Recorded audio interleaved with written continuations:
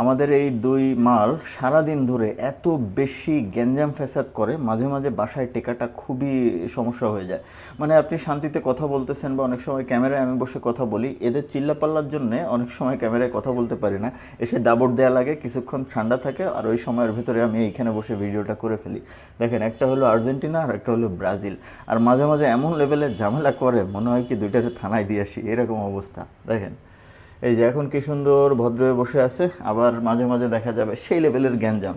রাত্রেবেলায় দেখা যায় যে একজন এক মাথায় আর একজন আরেক মাথায়, আবার দেখা যায় 1 ঘন্টা পরে একসাথে বসে ঘুমাচ্ছে, এরকম।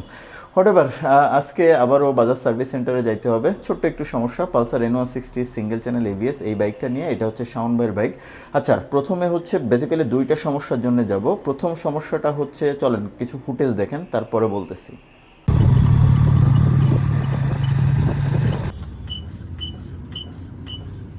ওকে, দেখলেন তো ব্যাপারটা এরকম হয়ে গেছে যে N160 সিঙ্গেল চ্যানেল ABS এই ভার্সনটাতে নতুন একটা ফিচার অ্যাড হয়েছে, সাউন্ড সিস্টেম। ক্যাক ক্যাক ক্যাক সুন্দর একটা সাউন্ড আসে। এটা হচ্ছে পিলিয়ন উঠলে এই সাউন্ডটা হয়, সিঙ্গেলে এই সাউন্ডটা হয় না, সবসময় ক্যাস ক্যাস ক্যাস ক্যাস করতে থাকে যখন সাসপেনশন খেলে।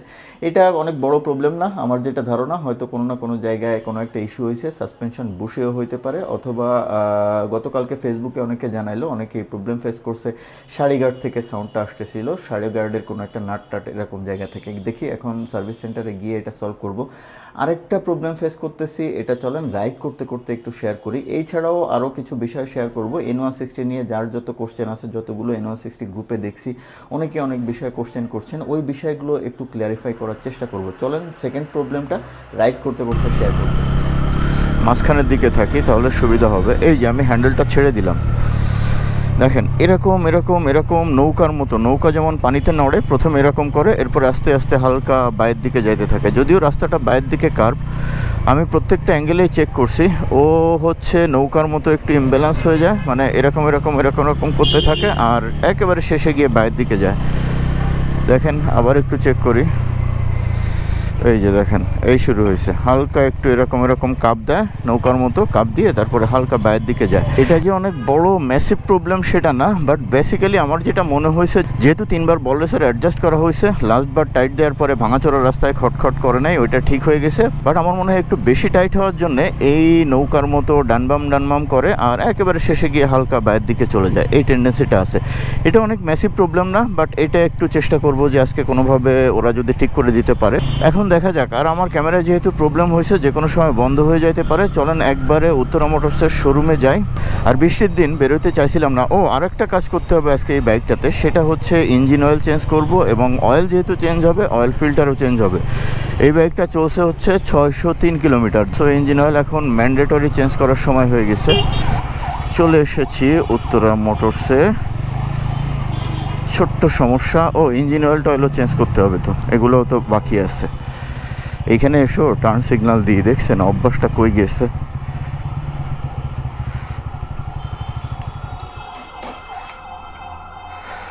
আগে এদিকে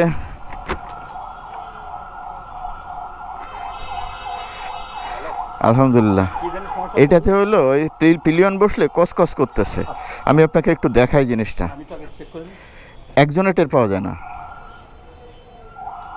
এদিকে আসো, একটু চাপ দাও, দুইজন আসো, দুইজনই আসো।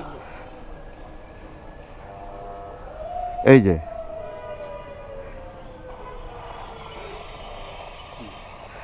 এটা চাপ দাও, দুই ভাই মিলে চাপ দাও।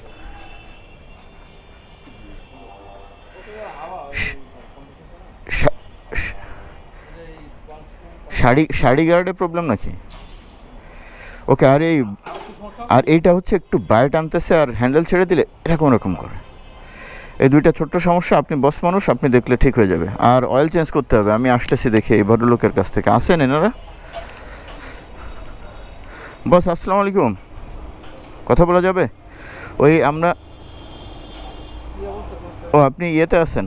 ওকে, তাহলে একটু পরেই কথা বলতেছি। ওকে। সার্ভিস সেন্টারের এই স্যার, ওনার সাথে কথা বলার সুযোগই পাইলাম না, উনি মিটিং টিটিং এ ছিলেন। হটেভার আমি এখানে কবির ভাই আছে, সিনিয়র মেকানিক, ওনাকে বলছিলাম, উনি বলার পরে কাজ শুরু করে দিছে চাবিটা নিয়ে।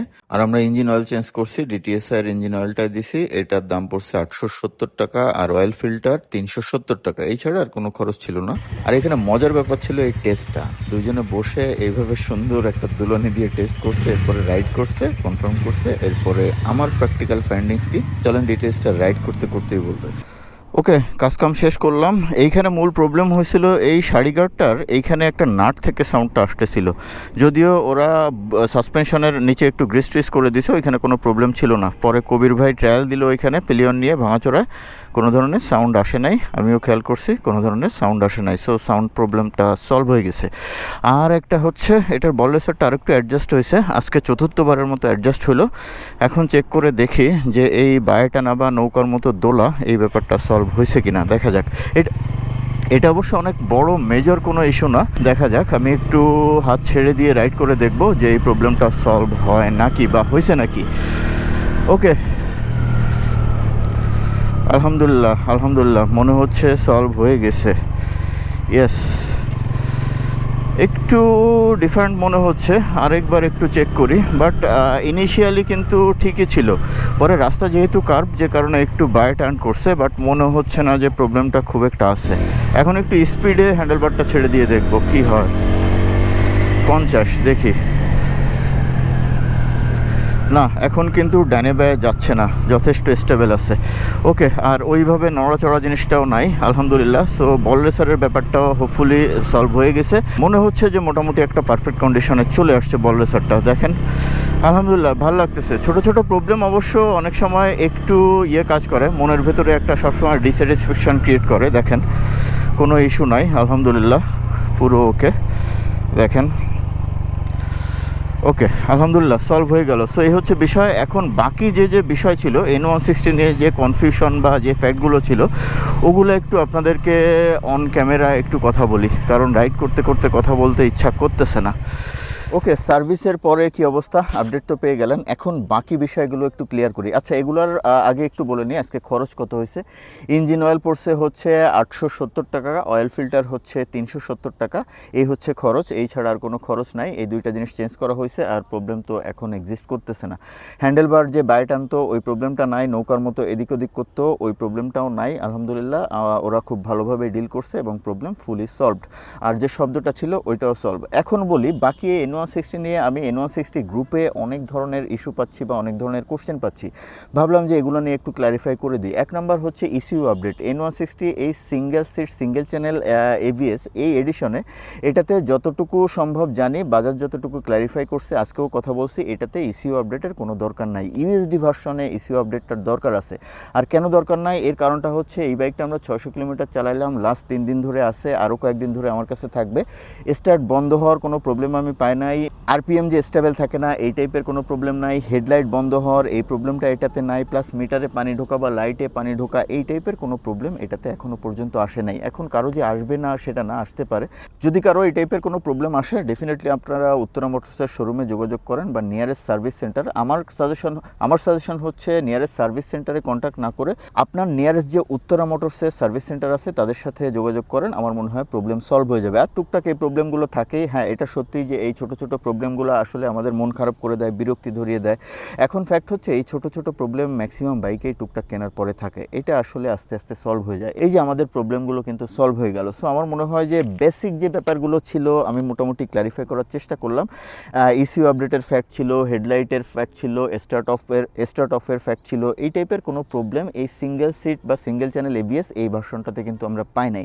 এখন আসি আর একটা ব্যাপার, অনেকেই বলছেন সেটা হচ্ছে এটাতে ট্যাঙ্কিতে জং ধরে কিনা। ভাই বাইকটা আসলো এই 2 মাস হয়েছে, এখনও ট্যাঙ্কিতে জং, এই ইস্যুটা আসলে এত তাড়াতাড়ি অ্যান্সারটা দেওয়া কঠিন। আরেকটা ব্যাপার হচ্ছে যে হ্যাঁ এটা ট্রু, বাংলাদেশের ট্যাঙ্কিতে জং কিন্তু বাজাজের বাইকগুলোতেই বেশি আসে। এখন বাজাজ হয়তো এটাকে ডেভেলপ করছে, ওরা শোরুম থেকে বাইক কেনার সময় আমাদেরকে বলছিল যে এটা ট্যাঙ্কি যথেষ্ট আপডেটেড, ট্যাঙ্কিতে আশা করি জং আসবে না। সো এখনও পর্যন্ত ওই টাইপের কোনো সিমটম পাওয়া যায় নাই, এটা আসলে ফিউচারই বলে দেবে। আর যদি N160 USD বা single seat single channel ABS এই ভার্সনে পাই আমি, তাহলে ডেফিনেটলি সঙ্গে সঙ্গে ফেসবুকে জানিয়ে দিব, ইউটিউবে জানিয়ে দিব, প্লাস ভিডিওর মাধ্যমেও জানিয়ে দিব। সো এই ছিল আজকের বিষয়, টুকটাক N160 এই single seat single channel ABS. এটা নিয়ে যাদের যত কনফিউশন বা কোয়ারি ছিল একটু ক্লারিফাই করার চেষ্টা করলাম।